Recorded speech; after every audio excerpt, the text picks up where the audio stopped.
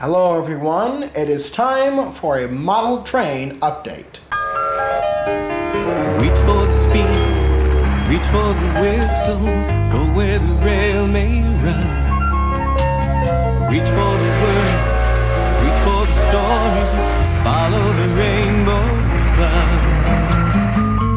To a shining time station, where dreams can come true, waiting there for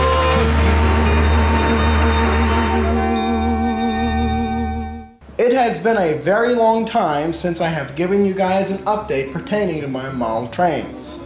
Over the last 2 years, I have collected a few odds and ends here and there, and I want to give you guys an update on that as well as some model train content as well. There are a number of things that I want to cover in this update video, so let's dive right in. Over the last few years, I have shot a lot of footage of my model trains, which I've yet to use in any videos on this channel.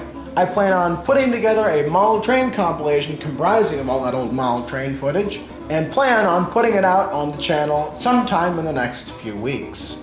Alongside my monthly layout update series and forthcoming layout improvement series, I plan on putting together model train running session videos comprising of footage of my model trains running around this layout. These model train running session videos are currently on the back burner for the time being, as I am working on a number of video projects as of recording this video. These model train running session videos will be coming to the channel in late October to early November of this year, so stay tuned. The next thing I want to cover in this model train update are the new additions to my model train collection. Over the last 2 or 3 years since I've last given you guys an update to this model train collection, I have bought quite a few things here and there. And now it's time to show you my new additions to my collection. The first of these new additions that I want to show off is this Tyco anthracite blue coal Reading hopper car. Now about 10 years ago I saw a video called Rocking Tyco Video. Now in that music video it featured a lot of model trains along with a long string of anthracite blue coal hopper cars. And ever since I saw that video, I have been on the lookout for one of these cars. And happenstance, I was at my local train store and happened to come across this and purchased it. It was a great price, and I'm very, very glad to finally have one of these cars in my collection. I plan on possibly getting more of these, but that all depends on if I'm able to find any more of them. The next new addition that I want to show off is this Tyco Exxon Happy Motoring Triple Dome tank car. For many years, I have been on the lookout for one of these tank cars. I've seen them in various videos over the last few years and managed to finally acquire one of these tank cars when I was visiting the Hoosier Valley Bird Museum in the fall of 2020. And this is one of 2 cars that I managed to get from the Hoosier Valley Bird Museum, and I'll be showing off the other one in a minute. But I will point out that this tank car, for me, has had its fair share of problems running around the track.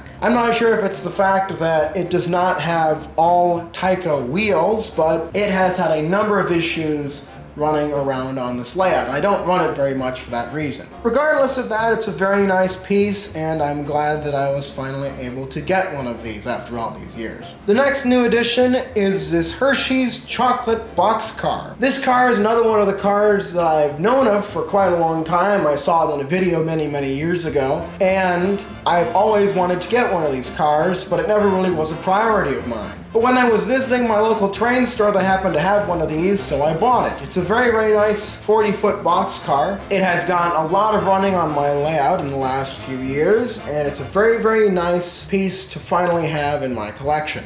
Another new piece is this Heinz 57 Varieties box car. Many, many years ago, I saw one of these cars in a video of a Tyco collection that was being sold on eBay at the time. And it's a car that I've always considered getting, but for a long time, it never really was a priority of mine. But just like the Heinz box car, as mentioned before, I happened to find it at my local train store at a good price and picked it up. I will mention that with this car, it is slightly falling apart because the plastic pegs that hold the car to the frame snapped off while I was working on it. Regardless of that, it's a very, very nice car, and I'm very, very glad to have it in my collection now. Another of these new additions is this U.S. Special Forces gondola made by Tyco.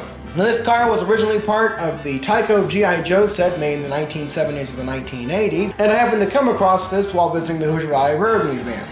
It's all around a great car and another great addition to this collection. Another new addition is this AHM caboose. I have always wanted to have an AHM Santa Fe style caboose, and luckily at my local train store they happen to have one, and I bought it. It's a very, very nice car, and again, it's gotten a lot of running on this layout so far. But anyway, this is a very, very nice caboose, and I'm glad to have finally been able to add this to my collection. Another new addition is this Norfolk & Western RPO car. I have always wanted to put together an excursion consist to run behind my various locomotives on this layout. And this car is very reminiscent of the support car that was used behind Norfolk & Western 611, 1218, and a number of other locomotives throughout the old Norfolk Southern/Southern Railway steam program. I happened to find this at my local train store, and I was very, very glad to have finally found one of these cars, because I've always wanted to have a car to represent the Norfolk Southern steam program support car, and this car fills that need perfectly. I have not used this car a whole lot behind my locomotives, but I plan on using it behind my equipment and my various passenger trains in the near future. Another new addition is this Monon Hoosier Line boxcar.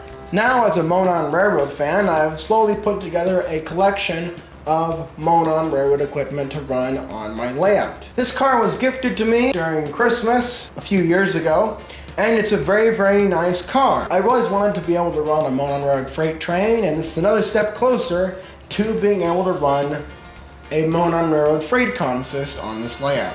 This is a very nice piece, and I'm glad to have finally been able to add this to my collection. The next to last addition to my train collection is this Monon Railroad combine car.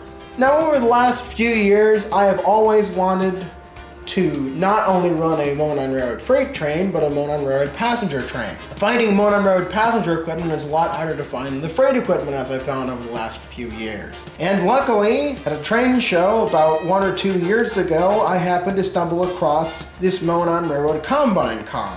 Although I have not run this car a whole lot, I'm very, very glad that I've finally been able to add a piece of Monon Railroad passenger equipment to my collection. The last of these new additions to my model train collection is this Walthers Nickel Plate Road GP9M number 814. I have always wanted to get a Nickel Plate Road diesel for my model train collection, but for the longest time it has been a back burner thing.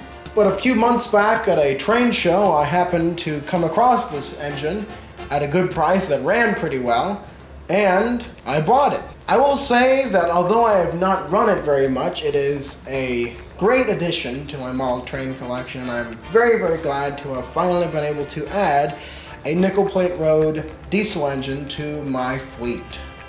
Well, that is pretty much it for this model train update. There's more model train content coming up in the next few months, so stay tuned for that. I hope you guys enjoyed this video, and I will see you guys in the next one. Thanks for watching.